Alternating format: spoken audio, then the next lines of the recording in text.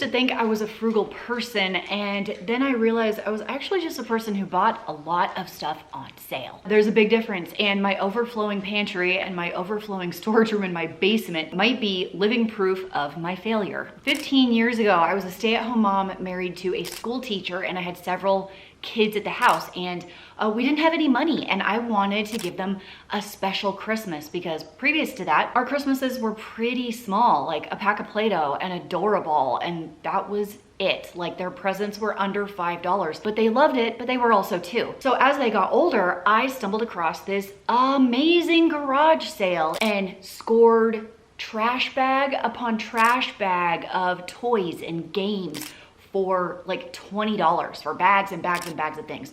And I felt like I had finally become a good mother. As it turns out, when you stop throwing money at your problems, you actually have to face them. And I had to come to terms with what it meant to me to be a good mother. Spoiler, it wasn't about tons and tons and tons of gifts. So grab a cup of coffee, homemade because we're not buying any today, and let's talk about the 13 things that changed in my life once I stopped shopping. Both sets of my grandparents grew up post-depression, and both of my parents grew up very poor with what you would call a scarcity mindset. So I grew up in a house where you did not get rid of anything. You bought everything on sale, always feeling like you don't have enough, like you need more to be happy, you need more to feel safe and secure just in case something bad happens. And I totally understand where those emotions come from. Honest question for you, do you struggle with scarcity mindset because of the way that you were brought up? Because I do. I do struggle with it, and it's something I have to fight against every time I go grocery shopping. So I really enjoy the no spend challenges, the pantry challenges, to force me to take a real hard look at what I do have and not what I don't have. Losing the rose-colored glasses for the holidays. I used to completely get swept up in holiday spending.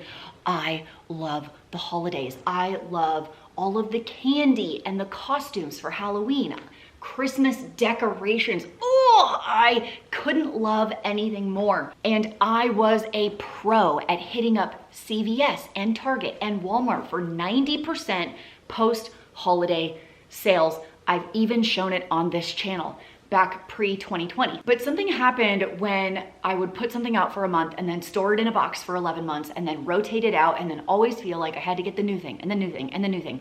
And I decided I was just gonna stop. And now, once I go into a store that is decorated for Christmas in July, for heaven's sakes, I felt a different emotion. Instead of like, I want and maybe I'll be a better wife and mother if I have these things, I instead got a little grossed out by all of the stuff. Here's what's really interesting is if you hit up a thrift store, you'll see all of those fancy holiday decorations that have been donated. Because as it turns out, once people buy them, they don't actually want them at that point either. So instead, my family has quit going all out on the decorations and trying to get the new tree and trying to put the house lights up, which I love to look at, but when someone almost falls off a roof, you tend to stop. Clark, dinner's ready. Okay, honey. Starving. And instead focusing on experiences, taking my kids to go see the Nutcracker, checking out a live nativity. I can enjoy the Christmas lights that a city has put on, like as a nice display, and we can drive around that, making Christmas cookies. And holidays coming up, what do we have? Valentine's Day, which is definitely not something I get behind. I was a stay-at-home mom when Pinterest like really came up and running. Like my friends were like, have you checked out Pinterest? And I was like, what are these words you're saying? I don't understand. So I was able to watch in real time like the invention and implementation of Pinterest. And Pinterest turned being a mom into this overwhelming, oh, well, this mom's doing these cool Valentine gift bags for their kids, and they do all red and pink breakfast and clothes for school, and then one more thing to make me feel like a failure. So I really appreciate the freedom of saying just no. Just no. If you want to do it and it doesn't stress you out, then I love that. For me, I didn't need one more thing. So I like to keep my life a lot less sparkly, but a lot more mentally sane for myself. Most things are junk. I used to walk into Target to spend my time as a hobby. And once I stopped shopping, I wouldn't go into Target anymore, just to look around. Like, I'm not gonna go into Costco and like meander the clothing section. And when I stopped spending, what I realized is that 90% of all of these things, the Target dollar spot, the aisle of shame at Aldi, they're all just future landfill items, future thrift store donations, because most of them are impulse purchases. They're not things we need. They're not even things that we want, really. And we buy them to fill some hole in our heart or in our mind that can't be filled with stuff. The obsession curve. Have you ever been completely obsessed with buying the one thing? Is it this kitchen organization that you've seen on TikTok? Is it a pair of shoes, a pair of leggings, a special kind of glasses, a special car? For me, it was a Coach purse.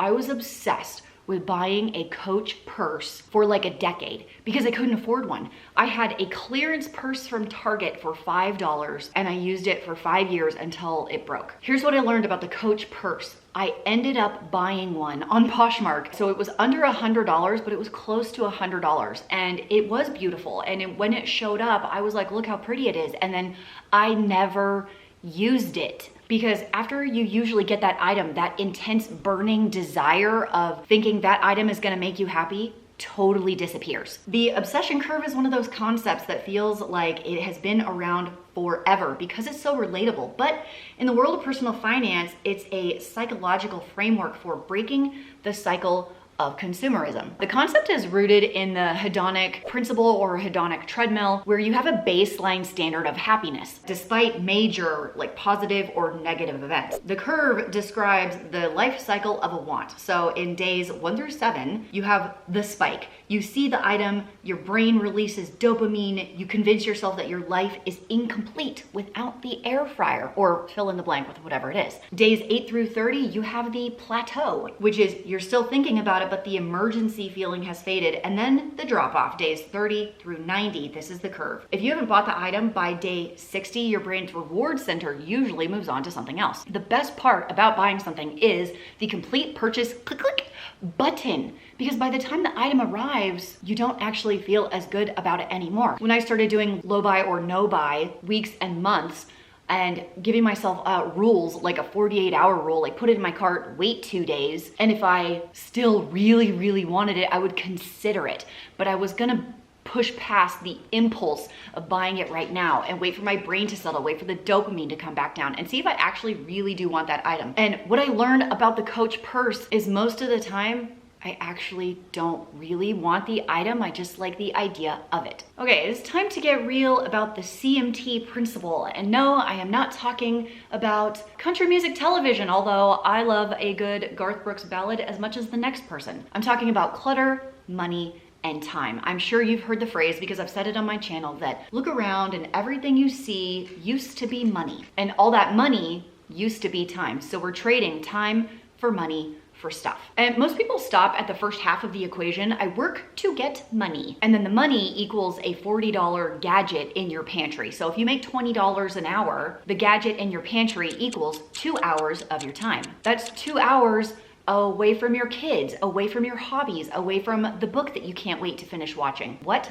2 hours away from the book that you can't wait to finish reading. 2 hours that you could have been watching season 5 of Stranger Things. You guys done with that yet? And now we have to spend more time taking care of the gadget, cleaning the gadget, dusting the gadget, maybe even not using it, and then feeling guilty about not using it. I used to dive into this principle a lot when I was waiting tables. I was a server for a couple of years and I was trying to save as much money as possible to pay for college so I wouldn't have to take out student loans. I tried to scrimp by on as little as possible and it came to the point where I needed to attend an event and I had to wear a dress or a skirt and I realized I didn't have one that fit me. So I was like, I'm gonna run to the store and get a black skirt. It goes with any top, really versatile. So I go into the store and I found a black skirt on sale for $20 and I had a really hard time dropping the $20 because to me that was waiting 2 tables, perhaps 3 if they didn't order that much. All money was like, how many tables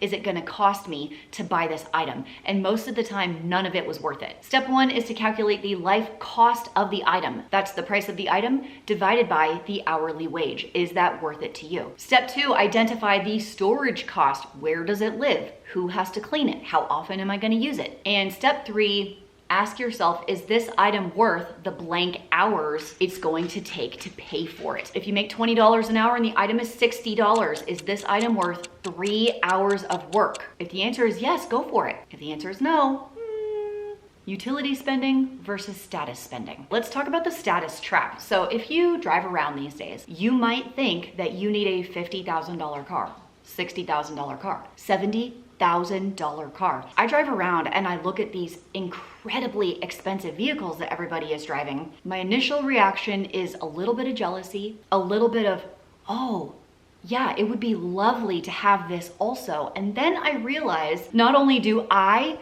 like my older cars, so does my mechanic. You guys, every time I take in my 2012 Honda Pilot, almost 200,000 miles on it, my mechanic says, don't ever get rid of this car. But main points is that it works, it's paid off, it takes regular gas, and the insurance is cheaper. And let me tell you what, when you've got several teen boys driving, you need anything to get your car insurance cheaper. So let's compare the expensive cars to utility spending. Those are things that you actually do need to buy to make your life better and not to look a certain way, whether it's in person or on an Instagram feed or whatever it is. And speaking of utility, there is nothing that's more functional than a great night's sleep. You can have a gold-plated, handcrafted bed frame that looks like it belongs in a museum. But if the mattress is a lumpy 20-year-old hand-me-down that smells like wet dog, you're gonna wake up feeling like you went 12 rounds with a heavyweight boxer. That's why I'm partnering with Helix Sleep in today's video. They don't care about status.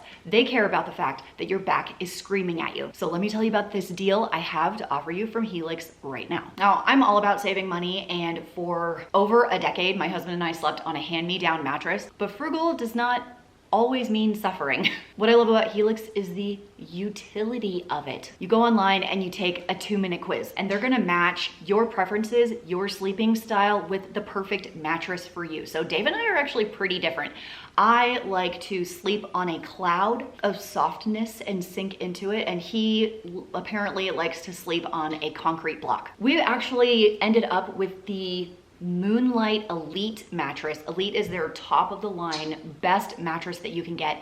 It's amazing. We have been on this one for about 1.5 years. They also make Helix kids mattresses, big and tall, for people that need a little bit more support. And for my daughter, this is the best one. We got her a Helix mattress topper that she can take with her to college for that twin-sized college provided mattress, you know the one, but she can still get a great night's sleep. They are also offering a 120 night sleep trial. So you have over 3 months to decide whether it's for you or if it isn't, if you love it, if you don't. If for any reason that you don't, Helix will make it right for you. They even offer a lifetime warranty and financing options and payment plans if you need that. Helix is offering 27% off of everything on the site. It's helixsleep.com/frugalfitmom. It's the first link down in the doobly-doo below. This is the New Year's sale exclusive partner offer. helixsleep.com/frugalfitmom. Your lower back and your family will thank you. I used to think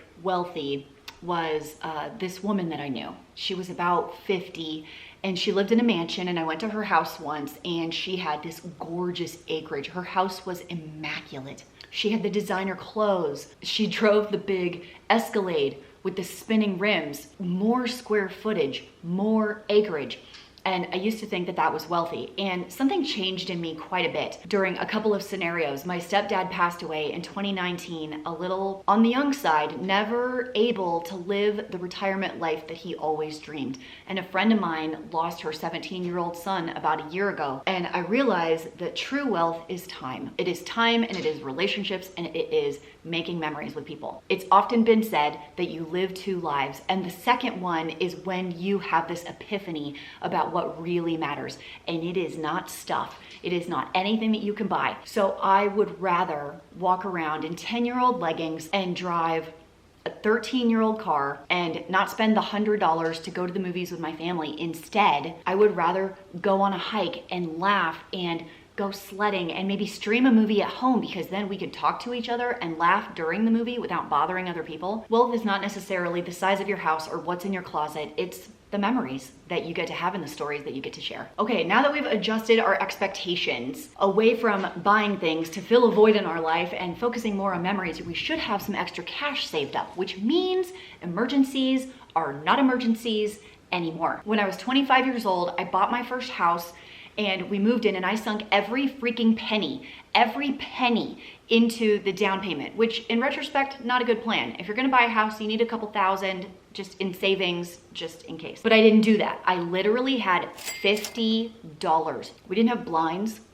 We didn't have a shower curtain, and I was anxiously waiting for the next payday, and I got that first water bill. Apparently there was a leak somewhere. My water bill was $300, and I sat down on the floor and I sobbed because I had no idea how I was going to pay for it. Now, I was fortunate enough to have a family member I went to and I said, can I borrow $300 to pay the water bill? And they gave it to me, and I paid it, and I paid them back. And I know not everybody has that, but I don't want you to experience that level of panic ever. So when you stop spending on things that you think you need and you're able to set up a little bit of savings, you can avoid that feeling completely. A couple of years ago, my dishwasher caught fire.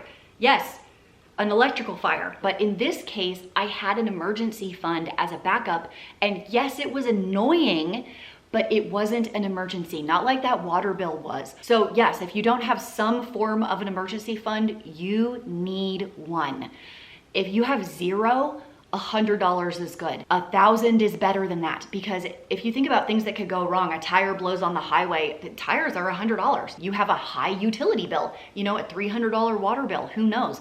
You need some cash, and maybe you want to go on a no buy week or 2 week or low buy month. You can take that savings and set it into your emergency fund. It's a win. This one might be my favorite one because, my friends, I am only here for the food. Something drastic that happened when I went on low buy / no buy weeks or months is that I saved a ton of money on food.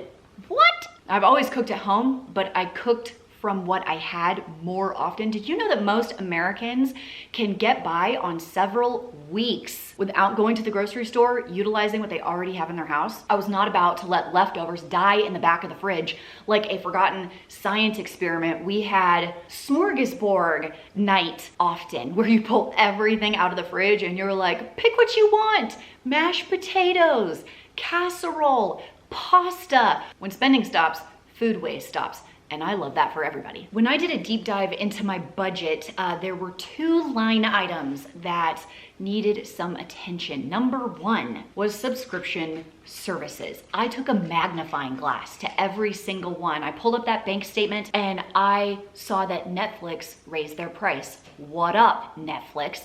And I was paying for HBO Max, I think, and Peacock, and I hadn't opened Peacock for 6 months. And I started the process. Cancel, cancel, cancel, cancel. What do I actually watch? I do watch some Netflix stuff, but you can drop down and have some ads and have it be under $10 a month. I own a ton of DVDs, and yes, my friends, I have a DVD player. I can borrow DVD movies and TV shows from my local library. They have a huge selection. In fact, I wanted to watch Revenge. They didn't have it. I asked them if they could get it. They got it.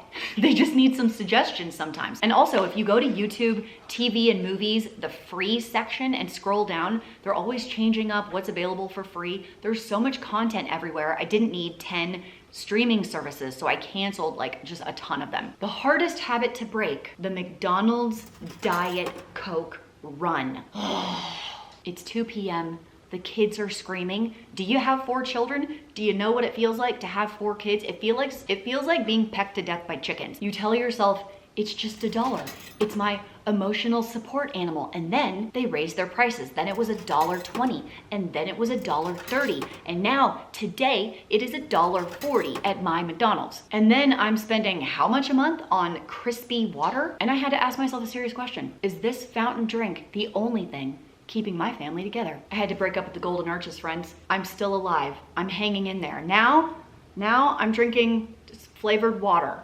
here at the house. It's totally fine. It's fine. When you stop spending, you get more creative. This was hilarious. My 18-year-old son did this right before he moved out. We went through the junk drawer and we found all of these old $5 Jamba Juice gift cards and a free fry at McDonald's, like coupon from the school. Who knows how long that's been in there. A free kids meal from Freddy's, a free pizza buffet from the pizza place, like all these a free frozen yogurt at this other place, like stacks and stacks of these small little like gift cards and coupons and paper items for free items. So it was a treasure hunt up in here. I found a $20 American Eagle gift card. Booyah! Stocking stuffer for my daughter. And then my boys are like going on side quests to go find as many free ice creams and french fries as they can at every DQ, every Wendy's, and every McDonald's, using up all their little coupons, you know, over the course of a week or two.